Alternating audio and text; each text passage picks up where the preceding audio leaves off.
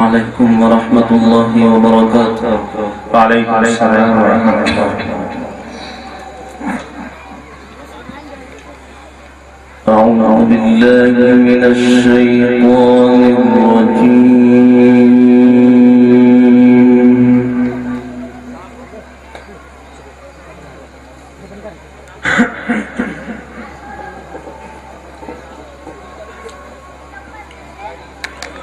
بسم الله الرحمن الرحيم.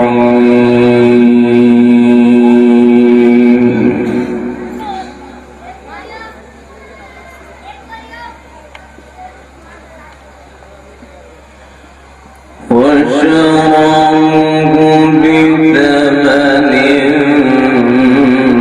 بخس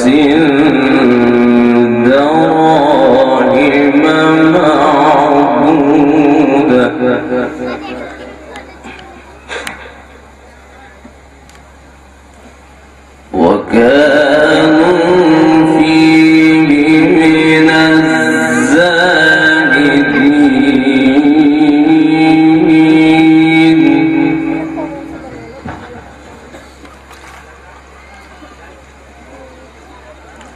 وقال الذي اشتراه من مصر لامرأته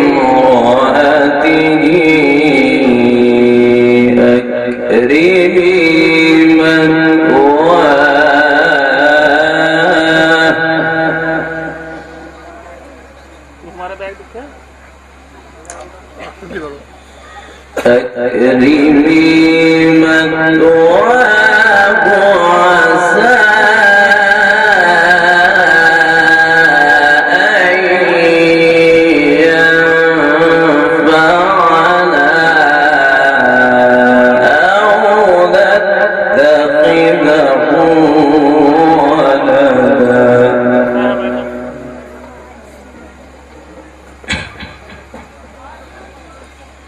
وكذلك مكنا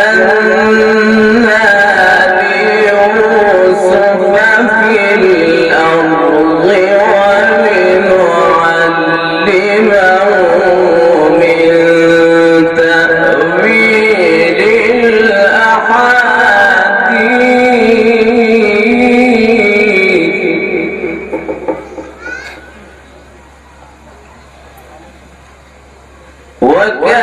وكذلك مكنا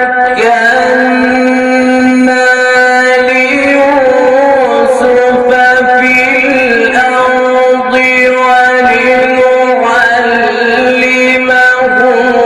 من تأويل الأحاديث. والله غالب على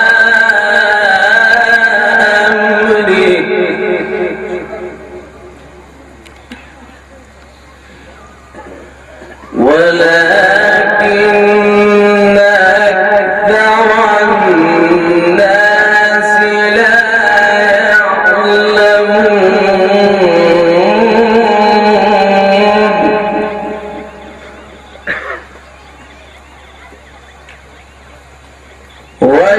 وشروه بثمن بخس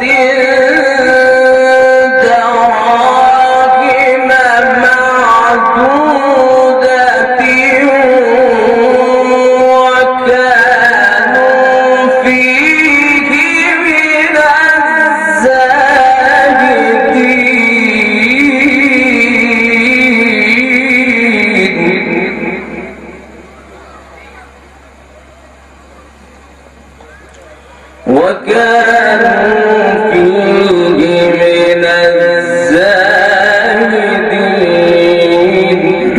ما شاء الله. وقال الذي اشتراه من مصر لامرأته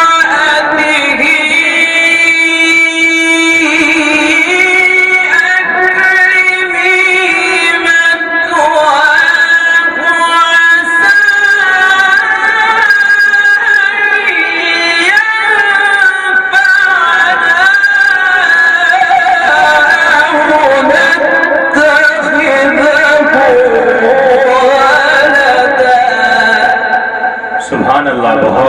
माशाअल्लाह जज़ाकल्लाह जज़ाकल्लाह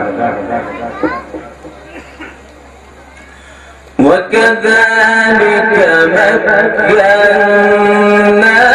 ليوسف في الأرض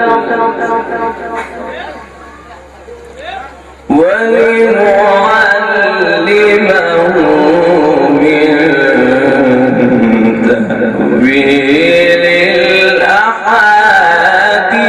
الأحاديث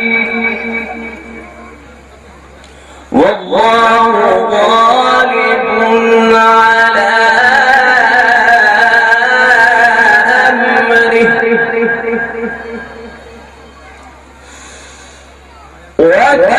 وكذلك مكنا ليوسف في الأرض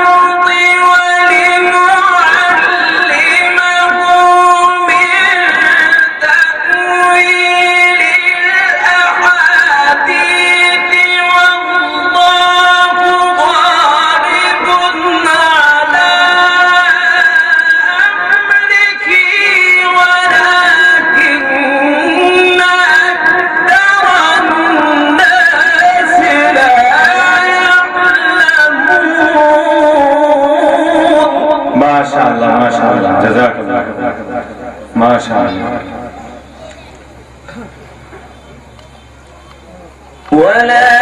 ولكن أكثر الناس لا يعلمون وكذلك مكنا ليوسف في الأرض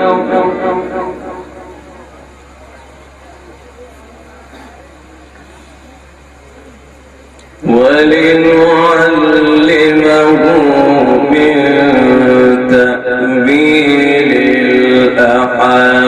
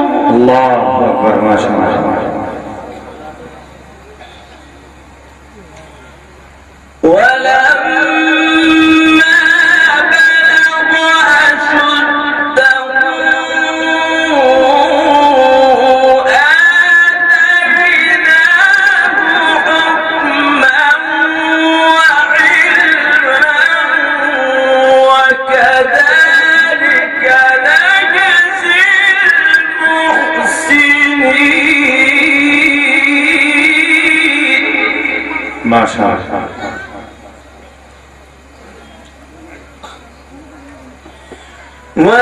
ولما بلغ أشده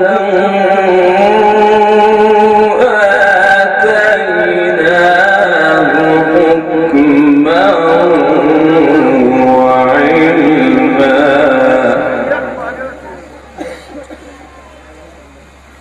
وكذلك نجزي المحسنين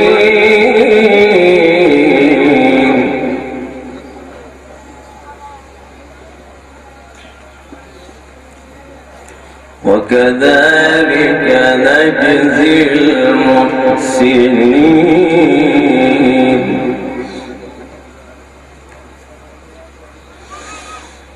قال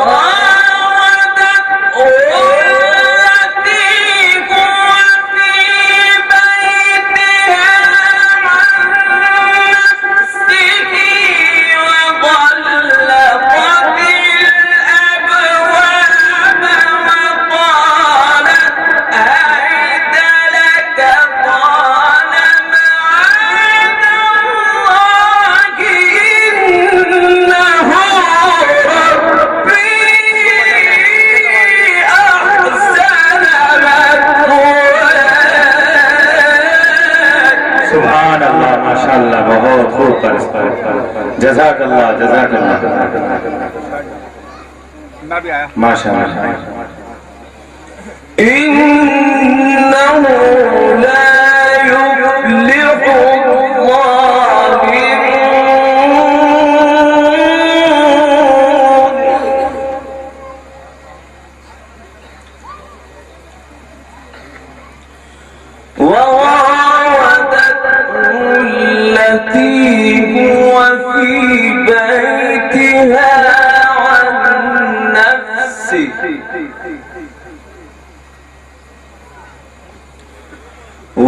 وراودته التي هو في بيتها عن نفسه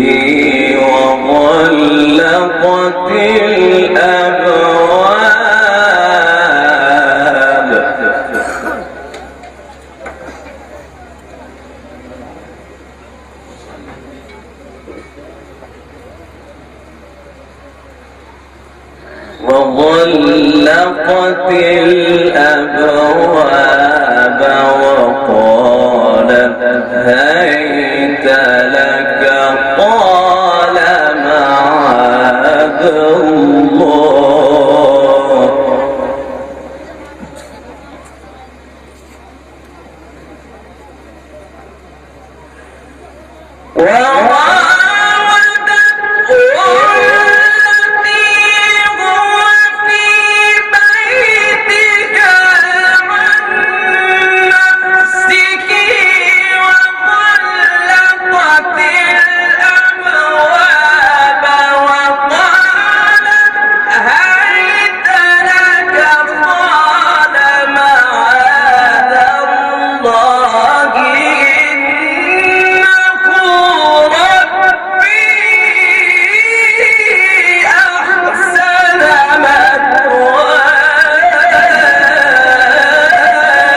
माशाअल्लाह माशाअल्लाह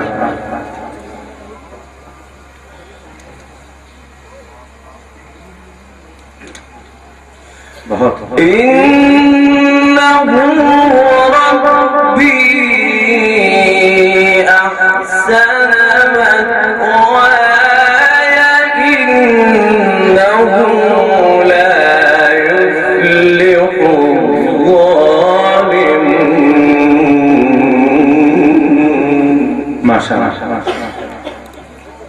ولقد همت به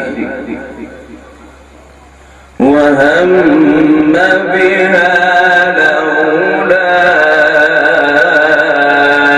أن رأى برهان ربه كذلك لنصرف عنه السوء والفحشاء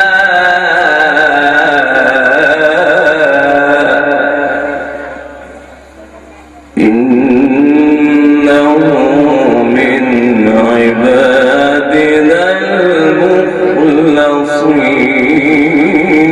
المخلصين ما شاء الله ولقد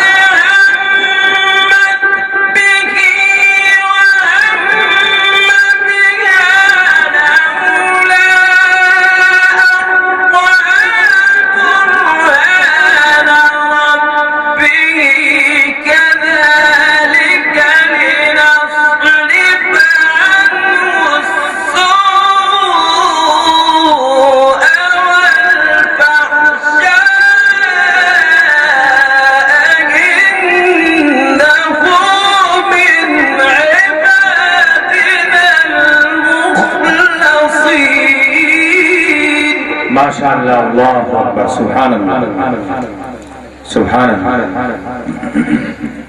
كذلك لنصرف عنه السوء والفحشاء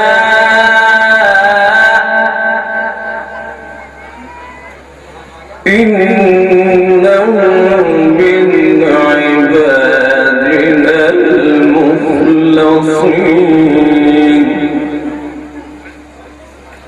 ولقد همت به وهم بها لولا أن رأى برهان ربه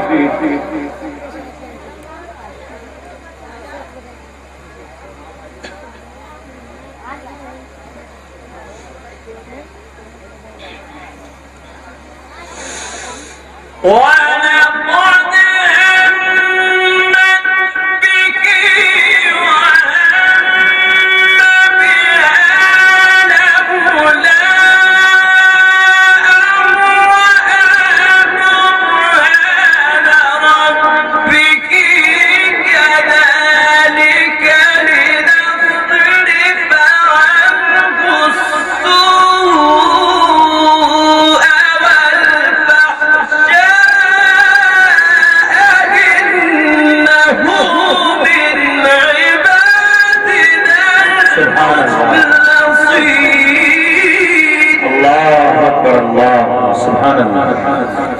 قارئ صاحب بہت شکریہ جزاک اللہ بسم الله الرحمن الرحيم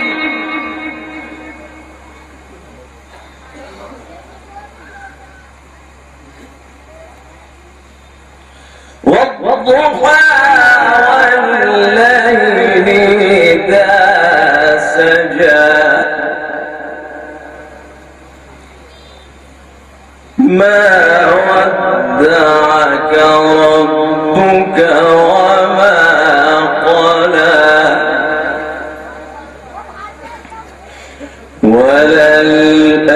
وللآخرة خير لك من الأولى ولسوف يعطيك ربك فترضى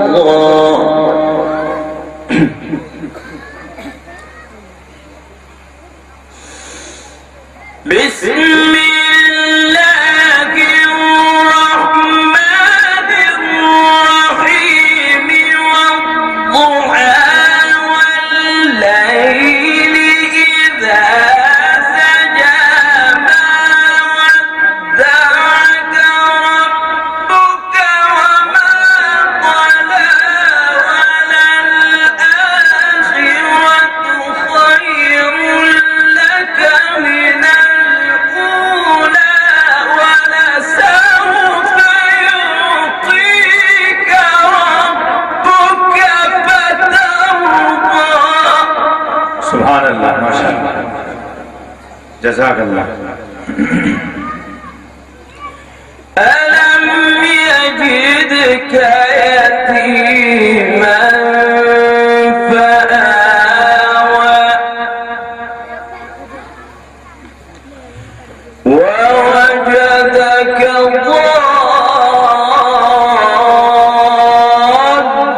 ضالا فهدى ووجدك عائلا فأغنى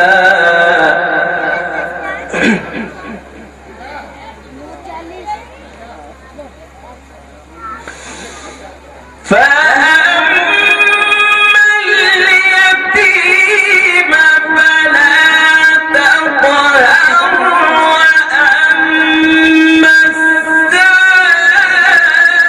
السائل فلا تنهر وأما بنعمة ربك فحدث بسم الله الرحمن الرحيم ألم نشرح لك صدرك سبحان اللہ جزاک اللہ قاری صاحب بہت خوب سبحان اللہ جزاک اللہ ووضعنا عنك وزرك الذي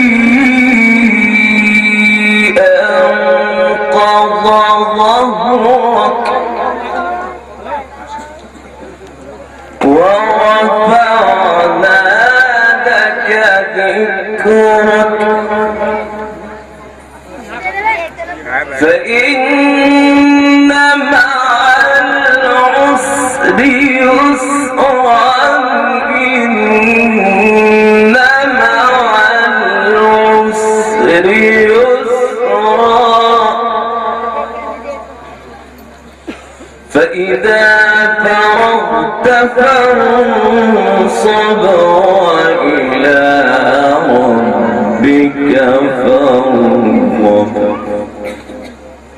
فإذا فرغت فانصب وإلى ربك فارغب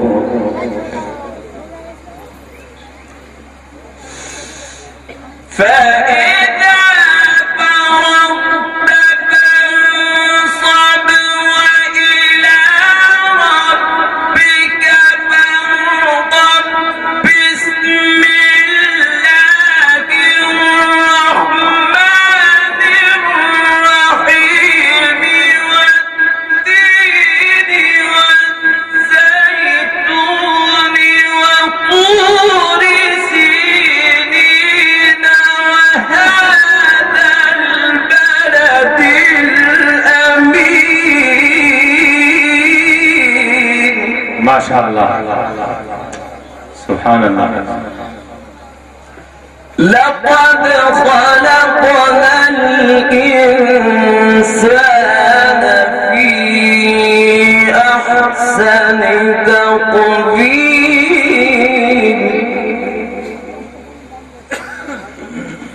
ثم رددناه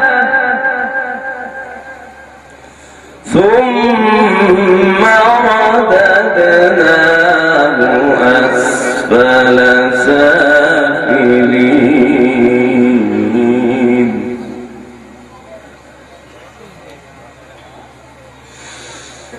ثم رددناه أسفل سافلين إلا الذين آمنوا وعملوا الصالحات فلهم أجر غير ممنون فما يكذبك بعد بالدين أليس الله بأحكم الحاكمين.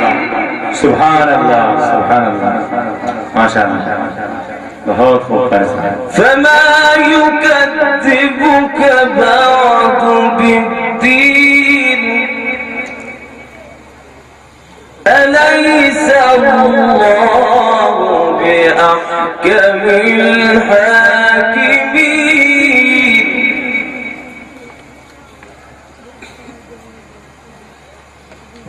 فما يكذبك بعد بالدين أليس الله بأحكم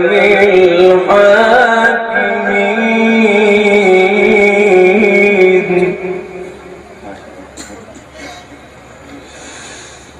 أليس الله بأحكم الحاكمين. الله أكبر.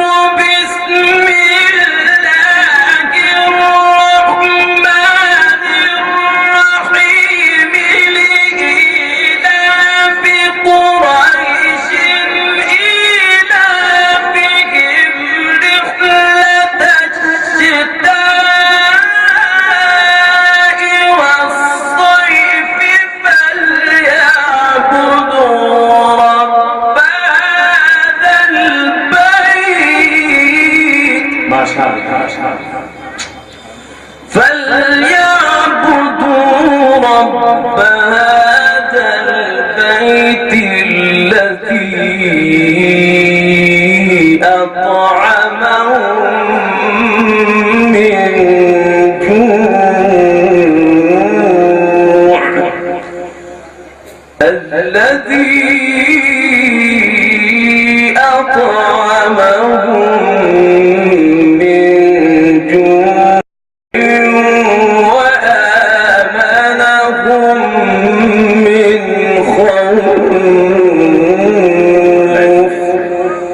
صدق اللہ العظیم۔ بہت خوب، جزاک اللہ خیر الجزا۔ میں نے اعلان جس وقت کیا تھا انتخاب کا، واقعتاً حضرت قاری صاحب دامت برکاتہم نے بالکل اسی انداز سے قرآن کریم کی تلاوت کی ہے۔ طبیعت تو یہ چاہ رہی تھی کہ جلسے کا اختتام ہو جائے اور قاری صاحب کی تلاوت ختم نہ ہو، لیکن مجبوریاں ہیں، جلسے کا ایک نظام ہے جو آگے بڑھنا ہے۔ بہرحال میں قاری صاحب کا بہت شکریہ ادا کرتا ہوں کہ جس سنجیدگی کے ساتھ اور جس لحن داؤدی کے ساتھ آپ نے قرآن پڑھا ہے، اللہ تعالیٰ آپ کو کی عمر میں برکت عطا فرمائے، صحت و تندرستی عطا فرمائے۔ آئیے سامعین، اب ذکر کر لے اس شخصیت کا کہ جس کے بارے میں حسان ابن ثابت نے یوں کہا تھا، وَأَحْسَنَ مِنْكَ لَمْ تَلِدِ النِّسَاءُ، کہ کسی عورت نے وَأَحْسَنَ مِنْكَ لَمْ تَرَ قَطُّ عَيْنِي، کہ محمد صلی اللہ علیہ وسلم میں نے اپنی آنکھوں سے آپ سے زیادہ خوبصورت کسی انسان کو نہیں دیکھا۔ وَأَجْمَلَ مِنْكَ لَمْ تَلِدِ النِّسَاءُ، کسی عورت نے آپ سے زیادہ خوبصورت حسین سنگم بچہ نہیں جنا۔ اور پھر آگے حسان ابن ثابت رضی اللہ تعالیٰ نے فرمایا کہ خلقت مبرأ من کل عیب، کہ ہر عیب سے اللہ تعالیٰ نے تجھے مبرأ اور پاک صاف پیدا کیا۔ کأنک قد خلقت کما تشاء، اے محمد صلی اللہ علیہ وسلم گویا کہ آپ نے جیسے چاہا آپ ایسا پیدا کر دیے گئے۔ یہ رب نے محمد صلی اللہ تعالیٰ علیہ وسلم کو اس دنیا کے اندر ان اوصاف کے ساتھ بھیجا۔ اب ہم اپنا فریضہ سمجھتے ہیں کہ اس ذات کا تذکرہ ہو جائے۔